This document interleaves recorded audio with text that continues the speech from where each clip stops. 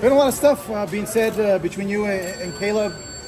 Caleb said in a few interviews, like, hey, where did this come from? On his end, he said, hey, it's because Trevor's been saying some stuff. He called me a quitter. On your end, where did this, I don't know, is it animosity? Is it trying to get under his skin? Or was there something in the past that rubbed you off the wrong way about Caleb? I don't know. He was giving me that vibe. I saw it in Canelo, within the Canelo fight. He goes, mid-fight, I'm a pretty good fighter, huh? Like, at that point, you already quit. You're, like, trying to be friends with your opponent, and, like, that's all fine and dandy after the fight, but during the fight, like, it showed me that he quit in that fight, so, it is what it is. I have respect for Caleb, but at the end of the day, come fight night, like, nah, I'm coming for you. I'm coming for you. You mentioned at the face-off that you had like a nervous aura to you, that you're very, shaky, and what's your response to that? Man, I don't know. He can say whatever he wants at the end of the day. Like, he can think that all he wants. I'm not even worried about him, bro. Not worried about him. I'm training really hard. I'm dropping sparring partners, and it's hard to keep him around. So, I mean, I don't know if he can say the same, that he's training as hard as I am, but we're going to see. We are going to see. That's why we fight. What would you say is Caleb's best attributes? Say he has a good jab. That's a good question. He's got a good jab. His ring awareness is pretty good. He knows when to move, when to stay in the pocket. So we're gonna look to lower his jab, lower his awareness of the ring, and that's pretty much it. With you being a professional boxer, with you being a professional boxer at such a high level, what's your thoughts on Ryan pleading guilty to the commission for taking PEDs, and have you ever fought anyone that you know of that was on PEDs?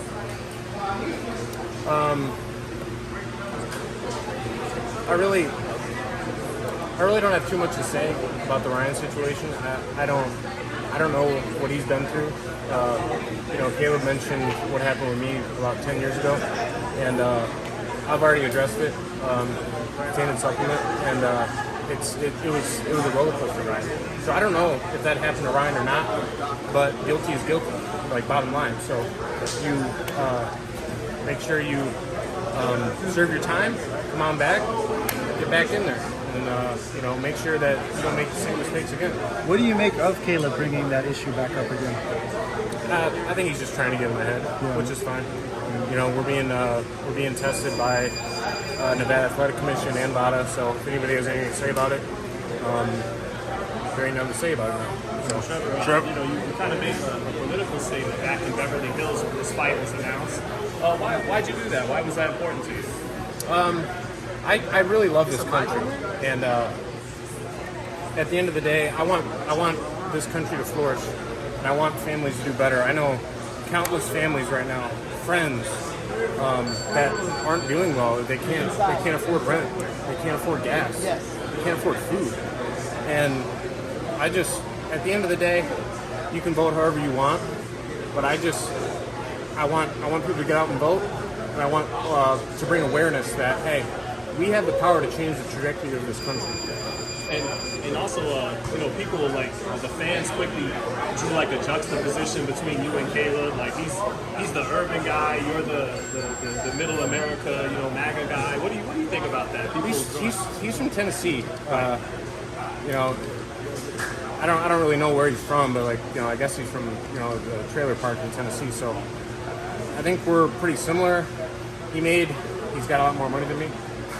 So maybe he's changed a little bit. I don't know, but I think a lot of the fans and just people, America in general, they need to realize that there is some people on that other side that they had no idea was actually voting that way, because a lot of people are quiet about it. Trevor, you have an extensive amateur background. You've been in boxing for a long time, but the majority of the fans that are going to be watching this fight aren't familiar with you.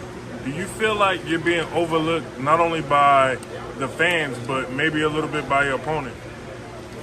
For sure, man. What's up, Brock? How you doing? What up, bro? How you doing? Good to see you. Man, we were in the amateurs together. You already know. Yeah, what's up? So, Yeah, man, I've been in the sport a long time, and a lot of people don't know that. I appreciate you showing me the love, but it's like we're gonna see September 14th. I know a lot of people are looking at me like, who is this guy? And I don't look like you look at me. I don't look like I'm a great fighter, but you go around gyms here and you ask, and they know what's up. Their mouth drops when I get in there. They're like, who is this guy? I thought he was just some strong, bulky Caucasian dude, but it's going to be really interesting September 14th, man, because I do have a lot of experience. I had 150 amateur fights, 7-time national champion. So, and I'm 28-0, 21 knockouts. So that's why we fight, and we're going to see, baby. Are your eyes on the Canelo fight coming up right after you? Yeah, how do you see that fight with Canelo and Berlanga? Oh, man. I think it'll be a real interesting fight. Berlanga's got the power. I think Canelo's going to get to him, though. I think his defense is a little not there. But we're going to see, man. Puncher's chance always, but Canelo got that granite chin, so it's going to be interesting. But I take Canelo by like mid-round stoppage. Mid-round. Speaking of Canelo, what's your thoughts on Canelo demanding $150 million to fight Crawford and $200 million to fight David Benavidez? He did his fair share. He's fought everybody. He won the fight Triple G. He fought Triple G 3 times. He's fought everybody. So he's in the position now to fight who he wants. And I don't really knock him for that. Try to get your bag, Trevor, the Vegas odds got it big in Caleb's favor. What do you think they're sleeping on? What are the general public sleeping on that you're capable of? Could be, last performance. I was put in with, a southpaw that didn't really throw many punches, so I had to make a fight out of it. I'm not a guy that's going to bore the crowd from coming. So that's kind of what happened with that. And I don't know if it's that. Maybe could be that I was off for 4 years. You know what I mean? But people got to look at it too. Caleb has been out for over a year and a half. So we'll see. Do you think you can break his will in this fight? 100%. 100%. How does that happen? I know you mentioned it, like, hey, that he wilted in the Canelo fight. I know you look at that and you question his mental game. I guess how does that look in the fight if things go your way? Just my tenacity. I keep coming no matter what. And it's not even like I keep coming caveman type.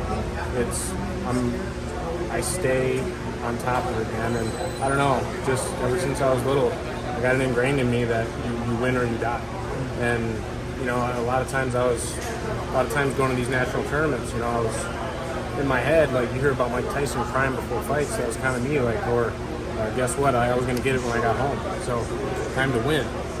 So that's me and my family, and I want to glorify God, and I want this bad. I want this really bad. I'm worried, it's my future, it's everything. So in the situation the fight does go in the later rounds, talk to us about, does your approach change? Does your game plan change? What is that like in your mind, making adjustments mid-fight? Wrap it up. We've been working on different sparring partners. Switching them out at 6. Switching them out at round 6. Bringing another one that is going to move a little bit more. Just keeping it fresh. So I've been adapting and sparring. So it's going to be a good fight. I'm really excited. Do you think after this, Trevor, you and Caleb could be friends? Like, do you see him being someone that like you could relate to and be friendly with after? We'll see. Yeah. I don't know. We'll see. But I'm not worried about that, man. Right now, he's my enemy. That's the way the sport goes.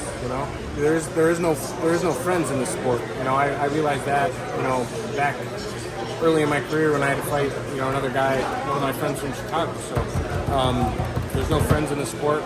We're going to get in there and fight, and I don't know. We'll see. I'm not worried. Last one, Trevor. Last one. A lot of fans would like to know and get a grip of your mentality. Who is your favorite fighter of all time? Favorite fighter of all time, man. I got a few, but Roy Jones Jr. I loved Oscar De La Hoya. We grew up early 2000s, so that's what we watched. It was HBO. Oscar De La Hoya. Boxing after dark. Oh man, like when that music came on, man, freaking stoked. So, yeah, man, Roy Jones, Oscar De La Hoya, and, you know, Floyd Mayweather, one of the smartest to ever do it. Thank you, champ. Trevor, Thank you. follow me, please.